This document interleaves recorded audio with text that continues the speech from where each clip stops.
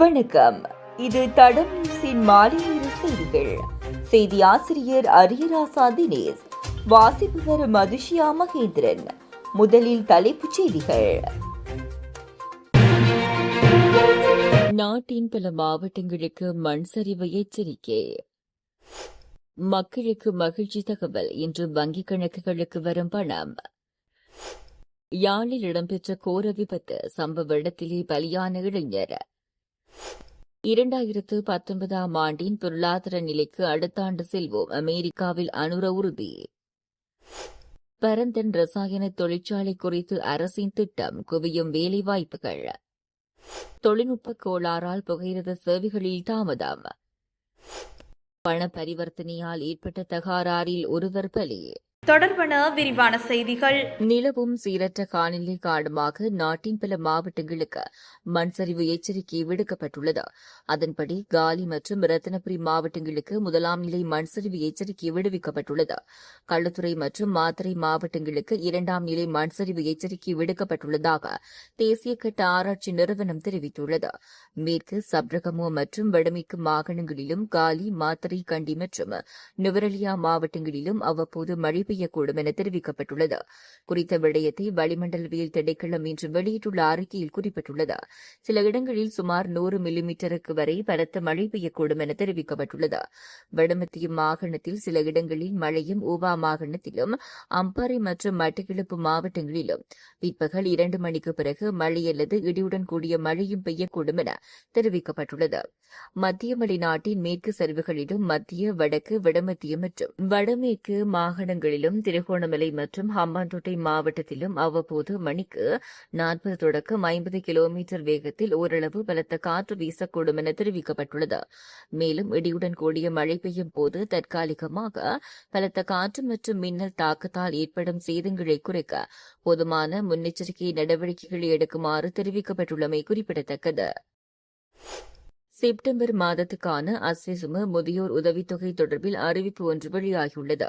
அதன்படி இந்த மாதத்துக்கான அஸ்வெசும பயனாளி குடும்பங்களின் இம்மாதத்துக்கான முதியோர் உதவித்தொகை இன்று பயனாளிகளின் வங்கிக் கணக்குகளில் வரவு வைக்கப்படும் என நலன்புரி நன்மைகள் சபை அறிவித்துள்ளது. இந்த மாதத்துக்கான உதவித்தொகையை மொத்தம் 602,852 பயனாளிகளுக்கு பெற்றுக்கொள்வதற்கு திட்டமிடப்பட்டுள்ளது. அதற்கமைய 30,142,60,000 ரூபாய் ஒதுக்கப்பட்டுள்ள நிலையில் அவர்களின் வங்கிக் கணக்குகளில் வரவு வைக்கப்படும் என அந்த சபை குறிப்பிட்டுள்ளது. அதன்படி பயனாளிகள் இன்று செப்டம்பர் 26 முதல் தங்கள் முதியோர் கொடுப்பனவுகளை சம்பந்தப்பட்ட வங்கிக் கணக்கு மூலம் பெற்றுக்கொள்ள முடியும். யாழில் வாகன விபத்தில் சிக்கிய இளைஞர் ஒருவர் உயிரிழந்துள்ளார். குறித்த சம்பவம் சாவகச்சேரி நுணாவில் ஏனையின் வீதியில் நேற்று இடம்பெற்றுள்ளது. மேசாலை வடக்கு புத்தூர் சந்தி பகுதியைச் சேர்ந்த தி யதிசனும் 20 வயதுடைய இளைஞனே இவ்வாறு விபத்தில் உயிரிழந்துள்ளார். இந்த விபத்து சம்பவம் தொடர்பில் மேலும் தெரிய வருகையில் சாவகச்சேரியிலிருந்து யாழ்ப்பாணம் நோக்கி பயணித்த டிப்பரை அதே திசையில் மோட்டார் சைக்கிளில் சென்ற பெண் முந்திச் செல்ல முற்பட்டுள்ளார். இதன்போது எதிர் திசையாக யாழ்ப்பாணத்திலிருந்து சாவகச்சேரி நோக்கி பயணித்த இளைஞர் செலுத்திய மோட்டார் சைக்கிளுடன் நேருக்கு நேர் மோதி விபத்து சம்பவித்துள்ளது. இதனால் குறித்த இளைஞன் சம்பவ இடத்திலே உயிரிழந்துள்ளார். இதையடுத்து படுகாயமடைந்த பெண் சாவகச்சேரி வைத்தியசாலையில் அனுமதிக்கப்பட்டு மேலதிக சிகிச்சைக்காக யாழ்ப்பாணம் போதனா வைத்தியசாலைக்கு மாற்றப்பட்டுள்ளார். விபத்து சம்பவம் தொடர்பான விசாரணைகளை சாவகச்சேரி காவல்துறையினர் மேற்கொண்டு வருகின்றமை குறிப்பிடத்தக்கது. இலங்கை பொருளாதார நெருக்கடி ஏற்படுவதற்கு முன்பு 2019 இருந்த நிலைக்கு அடுத்த ஆண்டு திரும்பக்கூடிய வாய்ப்பு உள்ளதாக ஜனாதிபதி அனுரகுமார திசாநாயக்க தெரிவித்துள்ளார். ஐக்கிய நாடுகள் சபையின் 80வது பொதுச்சபை அமர்வில் கலந்து கொண்ட ஜனாதிபதி அமெரிக்காவில் வசிக்கும் இலங்கையர்களை நியூயார்க்கில் சந்தித்த போது இவ்வாறு குறிப்பிட்டுள்ளார். 2022 ஆண்டில் அதிகாரப்பூர்வமாக வாங்குரூத்து நாடாக மாறிய இலங்கை இன்று அந்த நெருக்கடியை விரைவாக தீர்த்து வைத்த நாடாக மாறியுள்ளது என்று ஜனாதிபதி சுட்டிக்காட்டினார். மேலும் ஜனாதிபதி கருத்து தெரிவிக்கையில், வெளிநாட்டில் வசிக்கும் இளைஞர்கள் ஜனாதிபதி தேர்தல் வெற்றிக்கு பெரும் ஆதரவை வழங்கினர். அவர்கள் நிதியுதவி செய்தனர். அந்த பங்களிப்பு வெற்றிக்கு வழிவகுத்தது. 2019 தேர்தலில் சுமார் 3% வாக்குகளை பெற்ற ஒரு கட்சி நாங்கள். ஆனால் 2024 ஜனாதிபதி தேர்தலில் அதனைத் தொடர்ந்து நடந்த பொதுத் தேர்தலிலும் இலங்கை வரலாற்றில் அதிக எண்ணிக்கையிலான பாராளுமன்ற ஆசனங்களை வென்று வெற்றி பெற முடிந்தது. 2022 ஆண்டு ஏப்ரல் 12 தேதி அப்போதைய இலங்கை கடன்களை செலுத்த முடியாது என அதிகாரப்பூர்வமாக அறிவித்த எமது நாடு வங்குரோத்து நாடாக மாறியது. அப்போது ஆட்சியிலிருந்து ஆட்சியாளர்களை இலங்கை மக்கள் முதல் முறையாக வெளியேற்றினர். பொருளாதார நெருக்கடியில் மூழ்கியிருந்த நாட்டை நாம் தற்போது படிப்படியாக மீட்டு வருகின்றோம். ஒரு பொருளாதாரம் இப்படி சரிந்தால் ஒரு நாடு அதன் முந்தைய நிலைக்கு திரும்ப 10 ஆண்டுகள் ஆகும் என்று பொருளாதார நிபுணர்கள் கூறுகின்றனர். 2022 ஆண்டில் நாடு சரிந்திருந்தால் முந்தைய நிலைக்கு திரும்ப 2032 ஆகும்.